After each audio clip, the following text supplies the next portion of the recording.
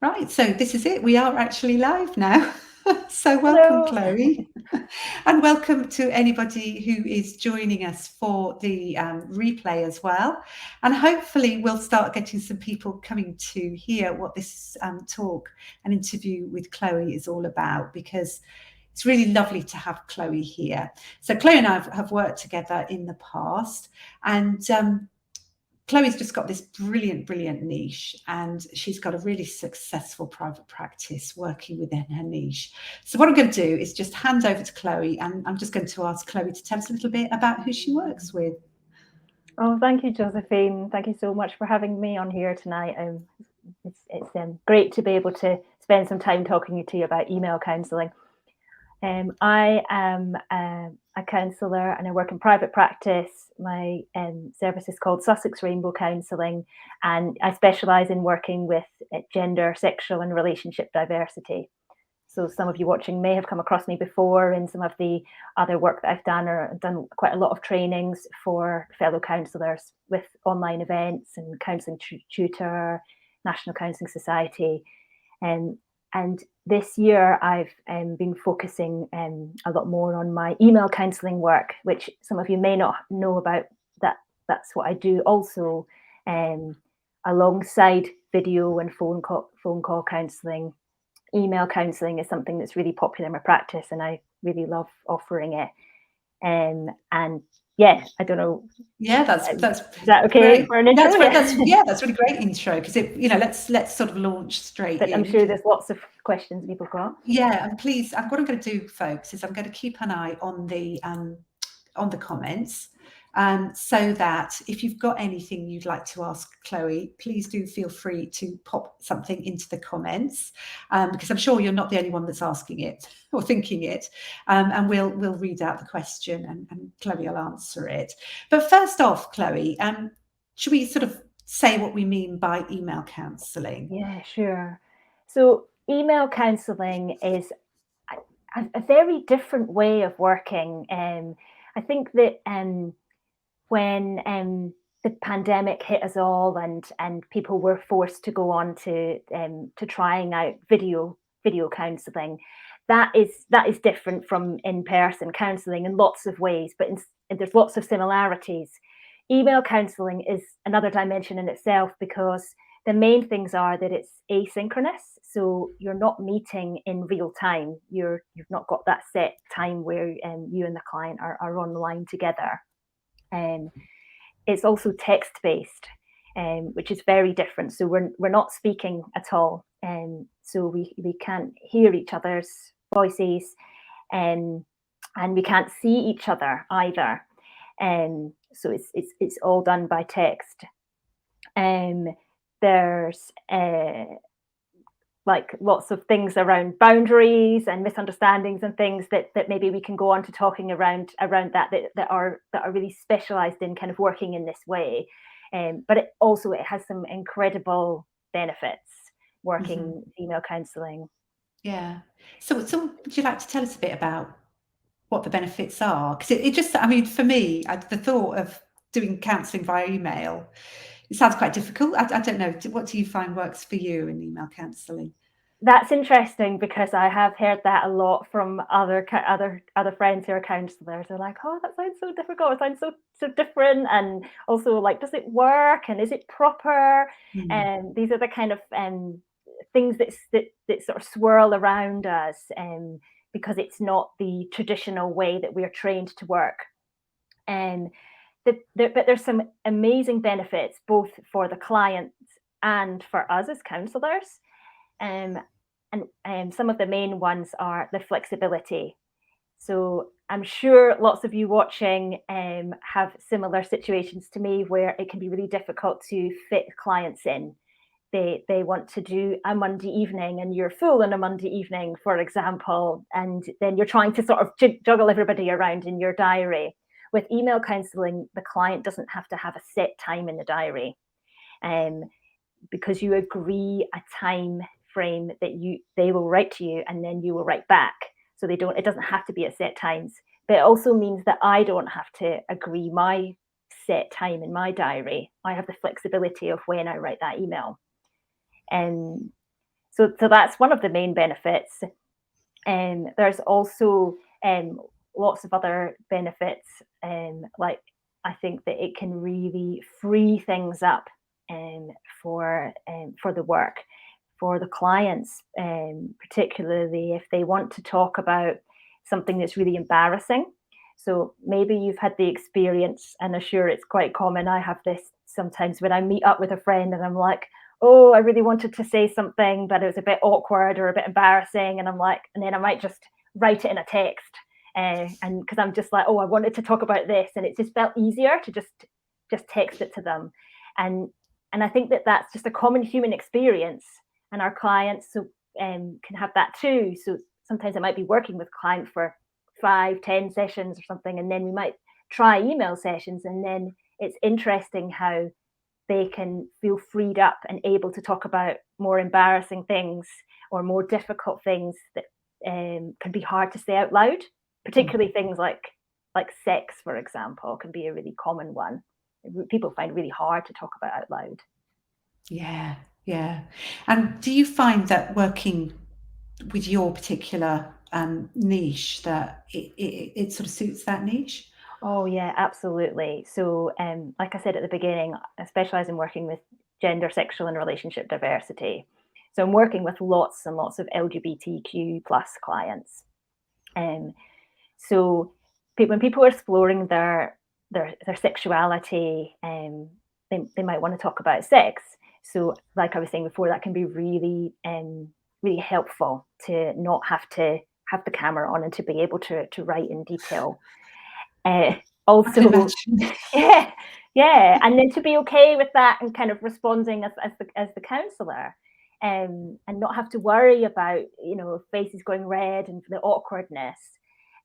And with gender, for example, is incredibly uh, powerful, because if I'm working with trans clients or people that are exploring their gender and think they might be trans, for example, they may not feel comfortable with how they're presenting, how they look, and also their voice, like the depth of their voice. It might feel like it really mismatches who they actually are. So by not having to be seen or be heard, it just frees that up. It also means that they can sign off in their chosen name and have that really affirmed. So I don't know, for example, just make up a random name, Michelle or something. I can be like, hello, Michelle, each week, and they can sign off Michelle. And that's the name that they might be trying out and wanting to use. And that can be just that in itself, like reading that and feeling that, can be really helpful.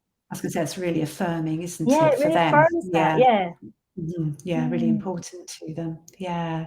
So I just want to say at this point, in case anybody needs to rush off or anything, Chloe has actually produced a guide, which I'm going to put along the bottom. So if you're interested in finding out more about email counselling, if you pop along to Chloe's website, which has got loads and loads of fantastic information, by the way. So if you go there, you probably spend more time on there than you intended, but go along to Chloe's website and download the email counselling free guide. And I'll just go to leave that banner up there. I just didn't want people to miss out on knowing about Chloe's guide. Sorry, it disappeared. I've just, because I'm doing sort of several things. Chance to get it. Yeah. So I've got a comment here, which I normally put the comments on the screen, but if I put this one up, it's going to cover our faces up. I was working with a young person who was too anxious to come to appointments or to meet live via video call or via chat function, but we were able to email. And it surprised me how fruitful it was. But it felt like I was working out of my competency, as I only covered it briefly when I converted my practice to working remote during the pandemic. So it's a good question, Chloe. How much training would be useful to be classed as competent? Well, I suppose I don't know if I'm in the position to specifically answer an exact answer on that. I suppose it would depend on your registration body. But I think that it's really important that you have had some specific email counselling, and it's not kind of just been sort of added on, which I know that sometimes, in the pandemic, there was no choice, and it's kind of ended up people ended up in situation. I have spoken to lots of counsellors that have ended up sort of trying email counselling and a very similar experience of like, oh, I tried it, but I wasn't sure if I was really doing it right. I mean, off the back of the book that I'm writing, I will be offering a training course, so that I can get counsellors together. I'm always mixing client and counsellor, those words, together, and really have a more thorough course so that you can have real practice and real feedback from me and from peers. I think it's really important that we're not just jumping into this. Another thing that I think that really helped me in training to be an email counsellor was not just the training that I did, but also experiencing it as a client. So if you're watching this, you might want to think about trying it out and seeing how that feels, because it can be a bit strange to offer a service if it's something we haven't done ourselves. I mean, I imagine that lots of you have had that experience. If you were new to video counselling and you had to jump into that a few years ago when you needed to do that, if you hadn't tried it as a client, and now it might feel more normal. Yeah. So we've got another couple of questions here. Go for it. Yeah. So I'll put this one up. Do you use special software? And how do you negotiate the time spent replying to an email? Would you say you'll spend a 50-minute session replying? Yeah, so it's really important that you've got a really high quality email system, but it's also really important that the client also uses that, because if they're just using a free service, that they do get trolled for ads and spam and all sorts of stuff like that, then it's no good us as the counsellor using that really high tech system and them not. So that's really important.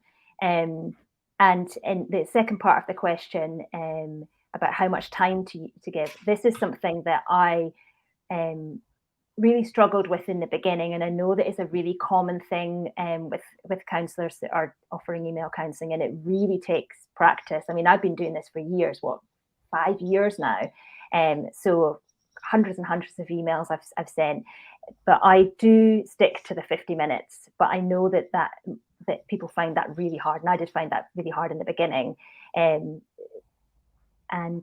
I think what's really important, essential, is that you have a word limit for both the client and for you, and working out what works for you in your practice, because you might end up wanting to offer more words, but actually thinking, is that realistic in terms of you being able to fit that in your sort of time frame of an ordinary session time? Because if it's going to cost you more time, double that, then does that mean you charge double? You've got to work all of that out, so it's really important. Yeah, this is really fascinating, isn't it? So Vicky's just asked a question as well. Is the whole therapy through mail, or is it like the first 10 sessions, for example, is mail and then face-to-face? Depends on the client and what they want.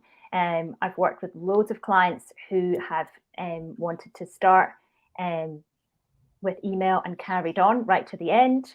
And some people, or lots of people actually, start on video call and then want to try some email sessions and then come back to video. So it really depends what the client wants.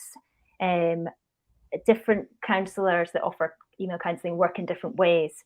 I have heard of some email counsellors suggesting to the clients that they meet first, like in person or in video, for the first session, and then doing email counselling. I personally never do that, because I feel like the reason why they want email counselling, then that kind of all disappears. Like then they have to show you what they look like, they have to speak, and then that kind of, we lose all of that, and that would be a shame if they didn't get a chance to kind of start right from the get-go in email counselling, if that's what they wanted. Yeah.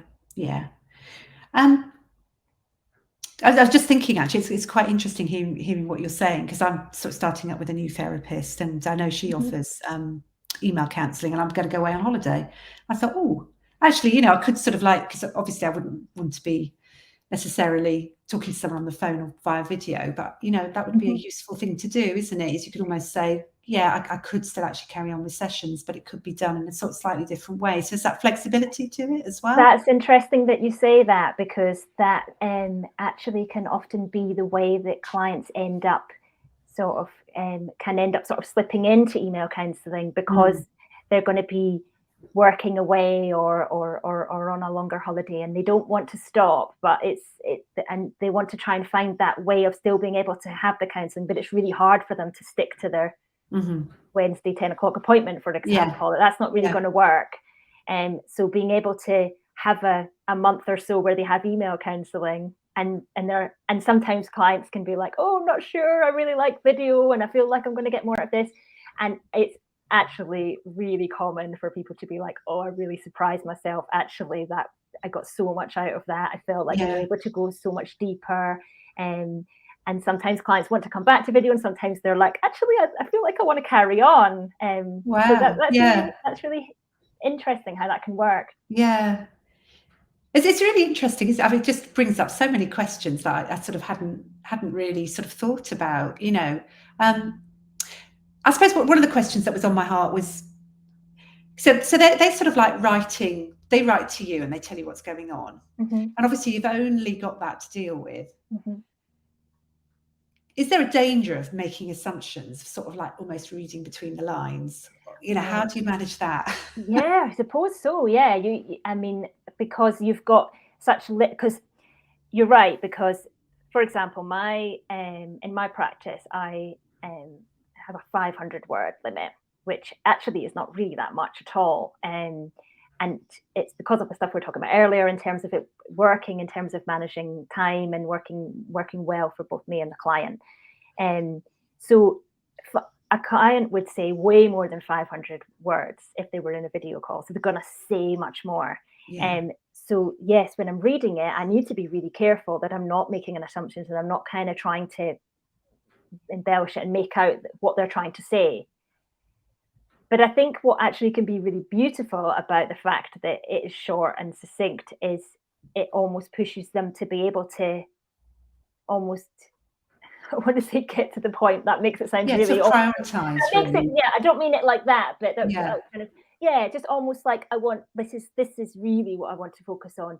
Because I think as counsellors, we've all had experiences of clients who, you know, they're really nervous and I've done this plenty of times myself as a client, you know, and I waffle on and I go on to all the sorts of things and I'm just like, hang on a minute. And it's like, oh, I've got 5 minutes left. Oh, and I'm just like, so actually they're able to kind of like, look, this is the thing I need to focus on. They know that's you know, the shape of it. That's the piece of work. It avoids those door handle moments where they're just leaving and saying, oh, by the way, drop something into the conversation. Because they know they've got to get that in, and they can read it back, and they can, you know, they don't have to just write it in 50 minutes and then click send. They might write it and then they might wait a couple of days. You know, it's up to them to when they feels right for when they want to press send.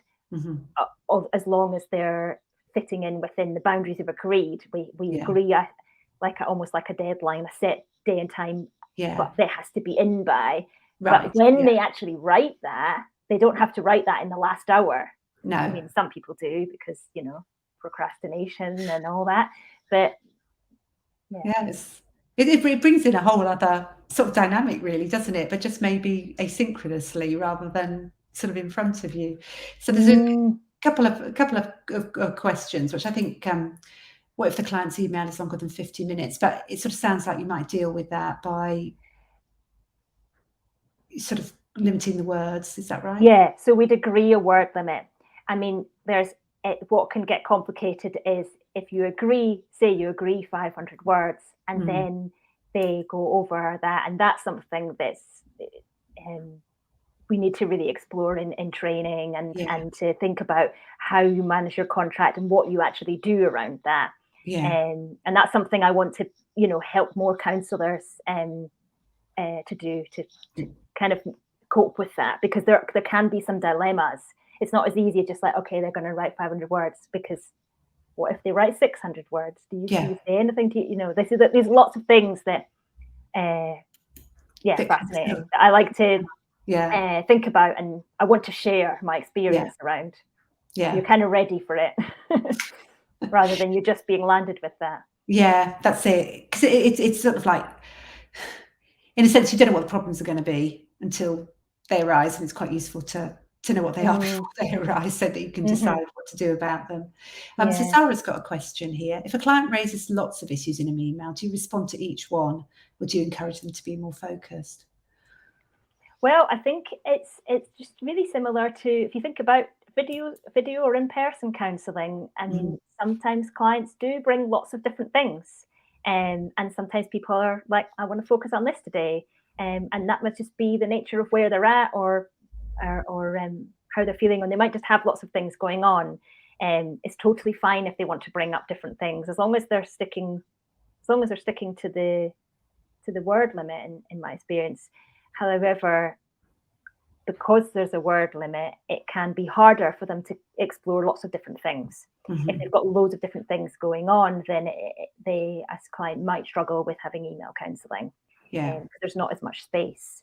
But what I would do, if I'm receiving an email from a client and it feels like they're talking about lots of different things, I would sort of do a similar thing to what I would do in a sort of in-person or video call session. I'd be thinking to myself, is there a thread running through this? Is there a theme here? Is there a pattern? Is there something they're trying to tell me in what's going on with all of these different things? It might be that there are lots of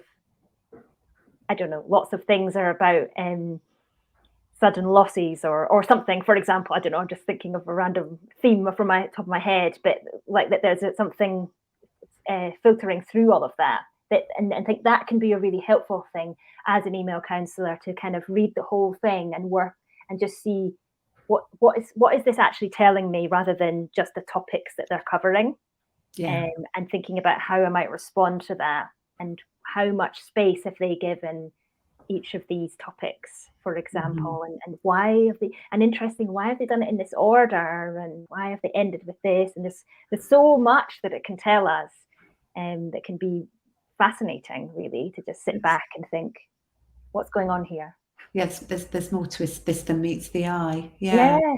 So would you say it works sort of particularly well with, say, person-centered counselling, or would it be, does it work particularly well with different approaches? I mean, could you see it working? Yeah, sorry, just sort of. Yeah, I'm not sure. I hadn't really thought about that before, about different modalities. I mean, I'm a humanistic counsellor, so person-centered and those kind of Yeah. modalities underneath that umbrella is the way that I've trained, and I feel like it really works in the way that I work as a counsellor. I'm not really sure. I feel like I would need to ask more psychodynamic counsellors who work in email counselling. That's a good question to see. It's an interesting thought, isn't it? I don't see why not, though, because really, like, it's not that it's a different modality; it's a different medium. It's a different way of meeting, and I think it really more depends on the client themselves, perhaps, than the modality as such. Yeah. The client wants help most of the time. They don't really even know what modality we work in, and they want, but like they're just like, okay, is this going to work for me? I can email. That sounds really helpful. That sounds really flexible. Or I can go on video. I don't want to have to go to the therapist's office. These are the different ways of meeting. Yeah, fascinating. So, more questions coming through. Are there certain clients you wouldn't recommend to have email counselling? I think that it doesn't really work very well if they're in particular high crisis. So if things are happening, on a real day-to-day level or outer level, in terms of their mental health, or what's going on in the relationship, or with their situation that they're in. Because if you think about it, when I talked about earlier about it being asynchronous, what I meant by that is, like, we're not meeting at the same time. So there's a time delay from when they send it. They agree to send their email, and then I agree to reply. And I normally do 2 working days different email counselors would do it differently, but it's normally somewhere between 1 and 3 working days. So there'll always be a time delay. And by the time you've got their email and you're replying, the crisis situation that they were in might have changed, Yeah. and you're not able to say what they need. But it's, sorry. Yeah, I was going to say this leads on really well to the next question. Yeah, go on. How do you manage risk if you read it on a set date, but not the same as when the client wrote the email? Yeah, I think it's really important to think about that, because I think we need to be clear with our clients, and I think that most counsellors do this, that when they're in their contracting stage, that we're not an emergency service. And that's the same with email counselling as this is for video or in-person counselling. We're because if we're doing video call counselling, for example, and we meet our clients on a Wednesday, something might happen on a Thursday and they've got to wait like 6 days to see us. And similarly, that can happen with email. So there's always going to be that kind of delay until they can get to see us, because we're not a 24/7 service. But it's a bit different with email counselling, because they've kind of sent us and that's what they've delivered. They've got that piece of text which might be out of date by the time we read it. In terms of risk. And if, for example, if a client's talking about feeling suicidal and we are not responding or replying till that's something that it needs to be managed very carefully, and we need to be really thinking about in our contract. Some people do argue that email counselling is not appropriate for suicidal clients. I disagree with that, and I think it's because and people have different views, and because I think if we say that, then our client, any of our clients could feel suicidal at any moment, and if they felt like they couldn't tell us, and they're like, oh well, I'm having email counselling, therefore I can't open up about that. It's not like somebody comes to us and they're like suicidal or not suicidal. We just don't know. Even if we ask the question right from the get-go, we just don't know. Yeah. Really interesting, isn't it? So Hoops has just, sorry, it's quite large, the question, but she's saying, think about how much I talk and respond in a 50-minute face-to-face session. It probably involves about 5 minutes maximum of me speaking. So she's wondering how and how the responses would differ. It sounds like maybe you do more research. Research, that's an interesting word. Yeah, sort of like, I suppose sort of thinking about how you'd answer the question, or perhaps bringing in more, perhaps more Yeah. information. Yeah, I think that, I suppose it depends on your style. With this person here asking the question, it sounds like they do very, very little speaking in the session, and that might differ for different people and with different clients in different situations. And it certainly does for me as a counsellor, to how much I might talk in a video session. I think that's often certainly true, actually, that counsellors that do email counselling can find themselves almost offering more of their own stuff. I was going to say their own speech, but it's not speech, but their own text.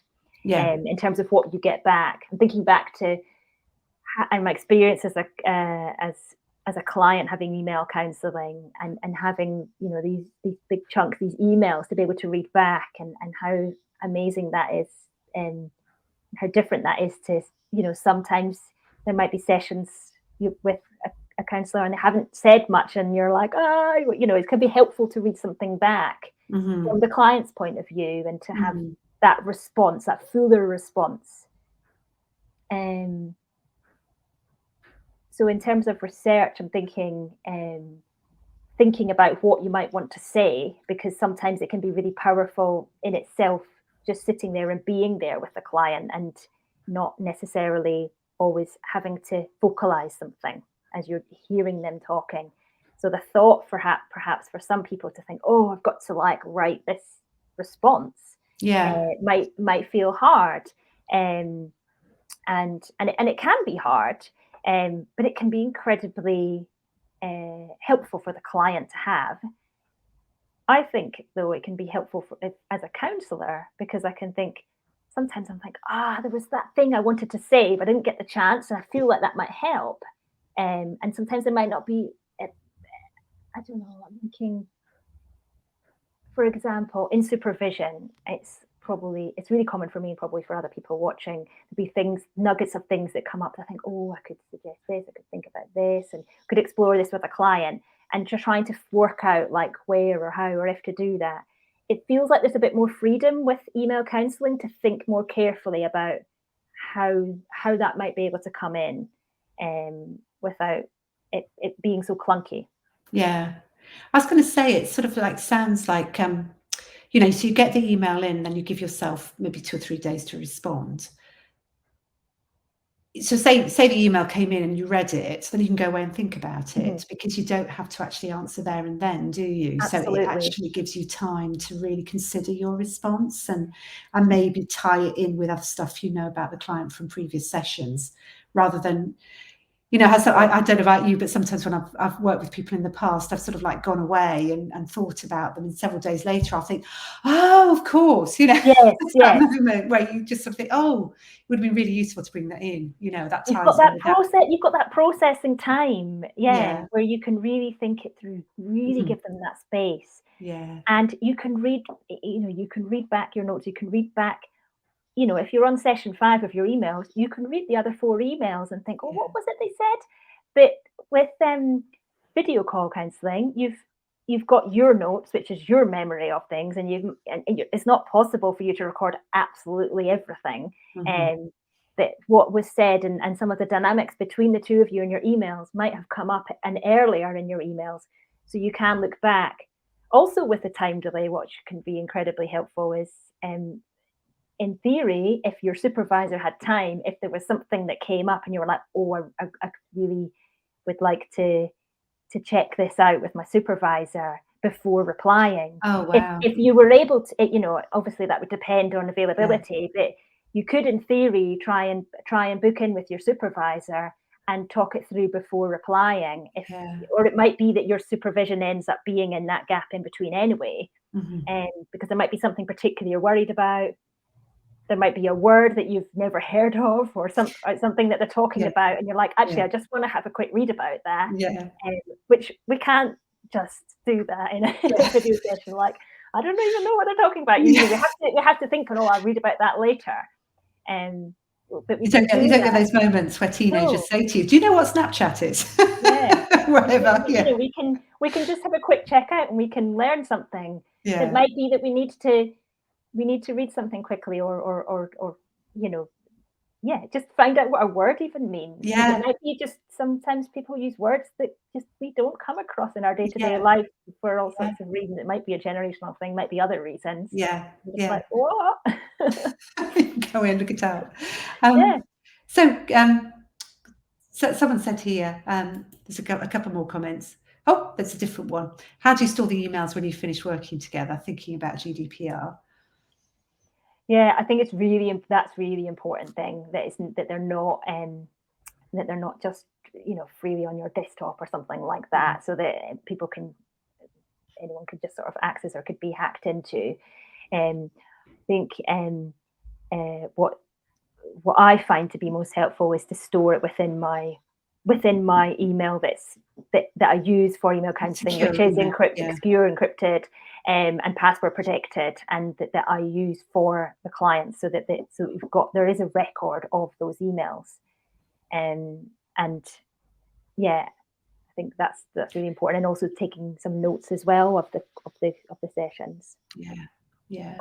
Um, Sounds like such a good resource for the client to read back as well. Oh yeah, absolutely. I Mm. mean, and I've had email counselling years ago, and I just think I could read back those emails.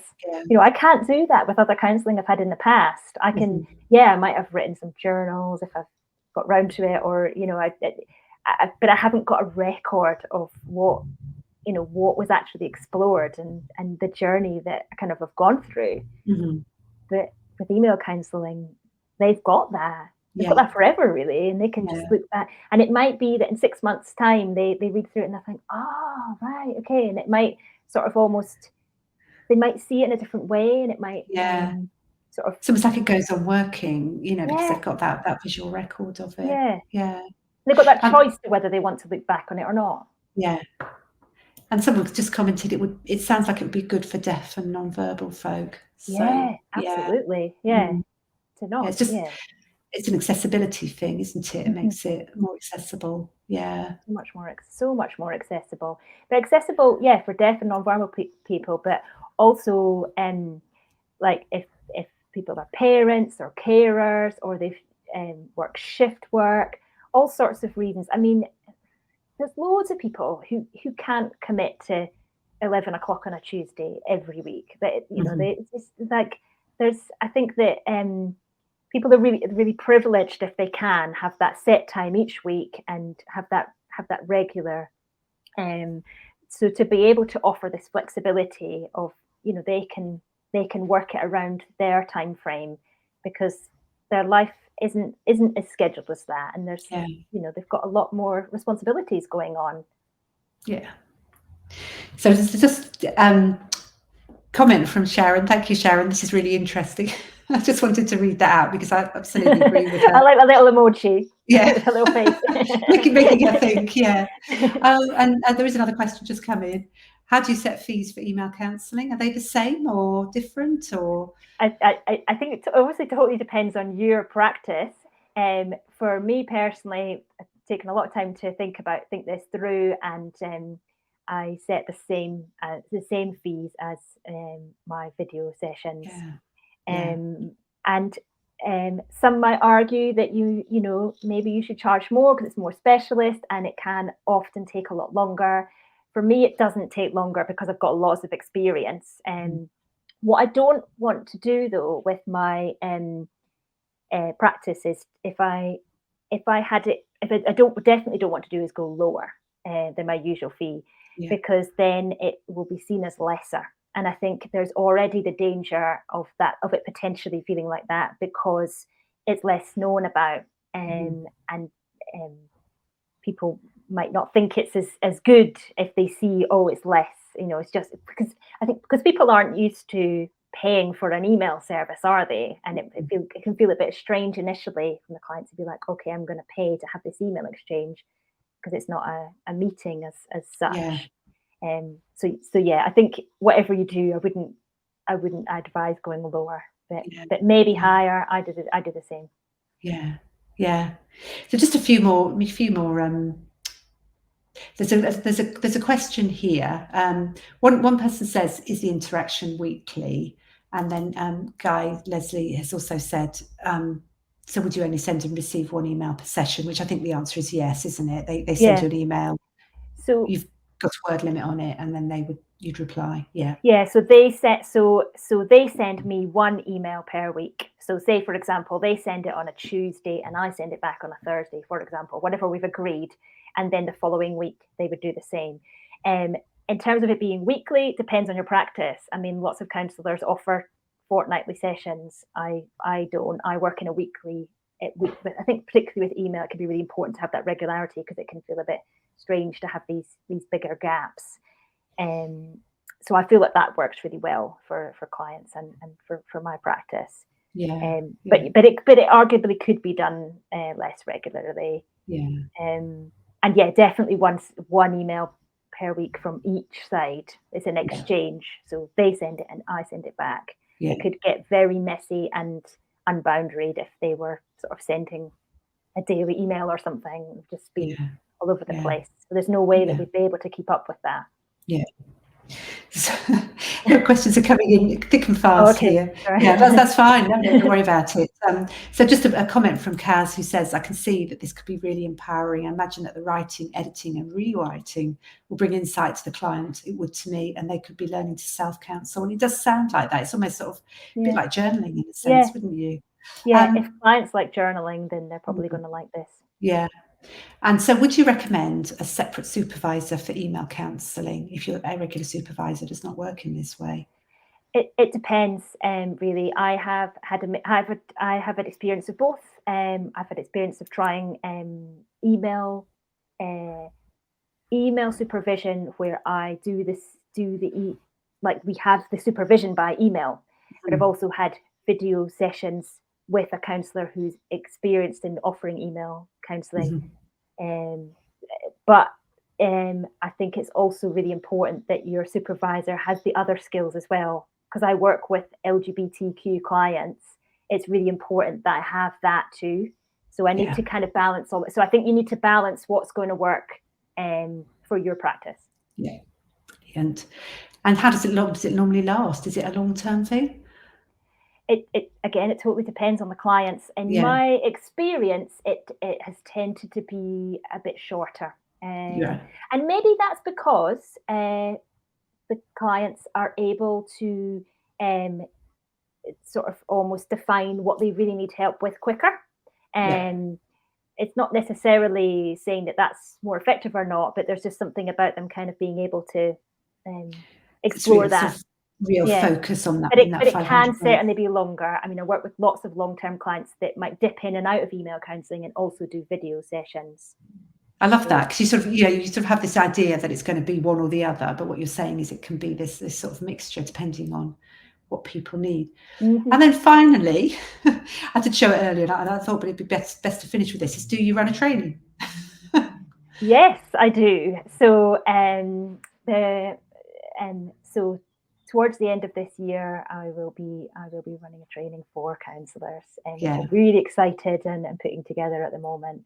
yeah, So I think it's so helpful for counsellors to get together and learn together. It's going to be a lot like a interactive yeah, online kind of yeah, course yeah. where you can really learn together.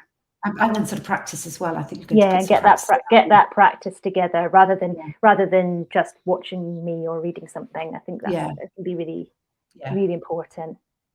And in the meantime, we've got In your free guide. Yeah, Yeah, yes, you've got the email, and you're actually in the process of bringing a little ebook out about it as I well, aren't you? am. Yeah. So Yeah, this free guide is what is email counselling and why I love it.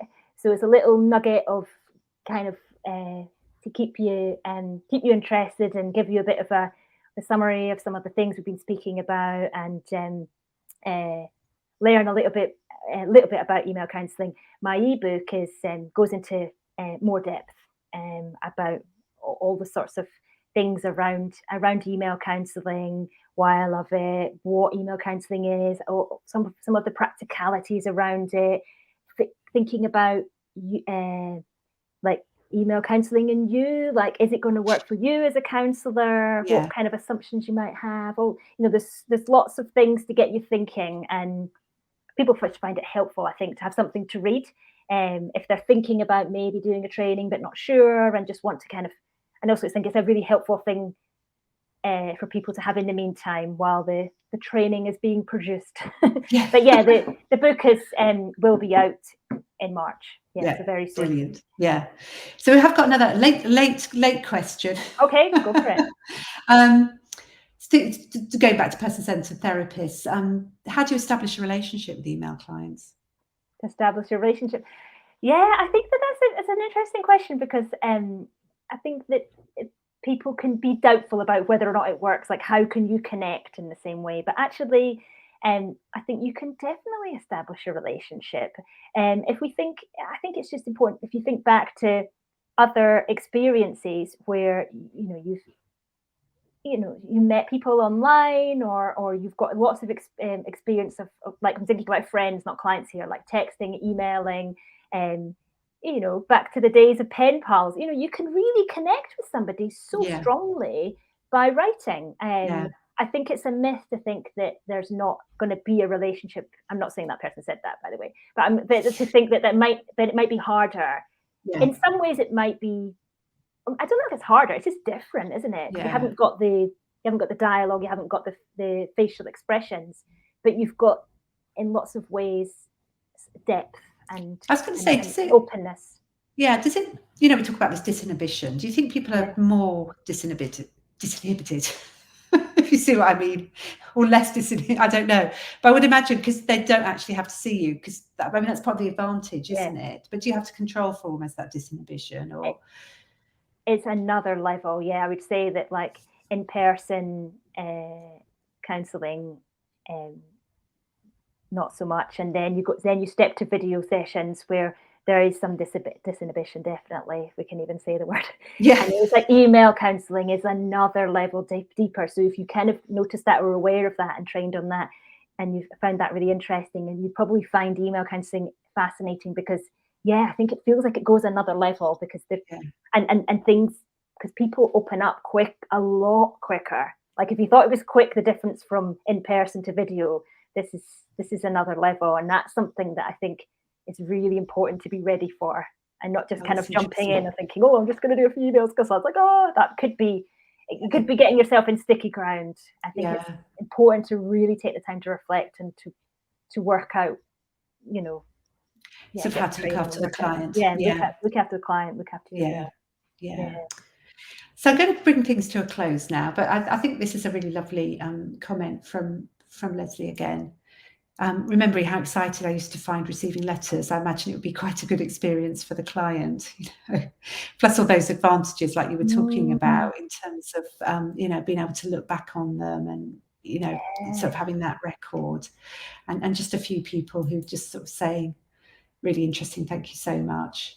And these are all really good points. Thank you, Chloe. And then, Louise just saying, I'm really interested in this way of working and also a little apprehensive about my words being there and writing forever. I think Yeah, that, I've heard counsellors saying that, being really yeah, hesitant, like, "Oh, what if I say the wrong thing?" And yeah, yeah, yeah. But, also that it might really help people as well to have those words, I think absolutely, yeah. and sort of being able to look back on them and go back and think, oh yeah, even after sort of long after perhaps you finished, to have that sort of in a sense that bond still with the Yeah, counsellor. absolutely. Yeah. So thank you very much, Chloe, for your time.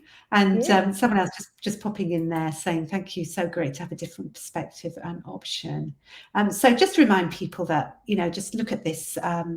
Get the email counselling free guide from sussexrainbowcounselling.com, completely free, just some of the points that Chloe's talked about today and some other stuff as Mm, well. Look out for her book and look out for her training as well, which will be coming out later in the year. So thank you so much, Chloe, for spending the time with us and explaining a bit about that. It's been really helpful and so interesting to find out how you work and the benefits, especially for mm, particular types of clients. It could be really helpful. And even absolutely. sort of making me think, oh, perhaps I could do it.